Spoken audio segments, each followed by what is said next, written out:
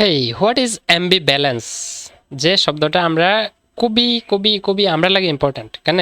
কারণ আমরা পড়াশোনা করতেছি, আমরা অনেক সময় ইংলিশে অনেকে কথা কইলে বা নিউজ টিউজ দেখলে আমরা এই ওয়ার্ডটারে আমরা অনেক সময় পাই, এবং এটা আমরা জানাও খুবই জরুরি মিনিংটা। তো মিনিংটা কি তা? অ্যাম্বিভ্যালেন্স হইছে এক প্রকার অনুভব, যে অনুভবটার মধ্যে সংকোচ থাকে। কোন ধরনের উদাহরণ দিলে খুব ভালো বুঝবা? মনে করো তুমি ম্যাট্রিক পাস করিয়া তুমি সায়েন্সে অ্যাডমিশন নিতে হয় না কমার্সে না আর্টসে, এটা তুমি একটা কনফিউশনের মধ্যে আছো, কিন্তু তুমি হঠাৎ সিদ্ধান্ত নিলাই গিয়া কিতা যে আমি সায়েন্সে অ্যাডমিশন নেব।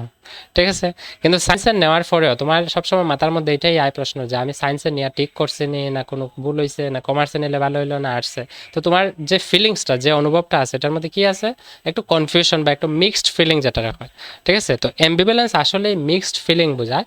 অর্থাৎ তুমি যখন বাক্য বানাইবা যে আমি সিদ্ধান্ত নিছি, এই সিদ্ধান্তটা আমার একটু সংকোচ আছে, তো তুমি কইতে পারো I am feeling ambivalence about my decision. মানে আমার সিদ্ধান্তের উপর আমার একটু অ্যাম্বিভ্যালেন্স ফিল হইতেছে। ঠিক আছে, মানে একটু সংকোচ ফিল হইতে, মিক্সড ফিলিং যেটা হয় বা কনফ্লিক্ট ফিলিং। বুঝা গেছে? তো মনে রাখবা this word is very important. Okay.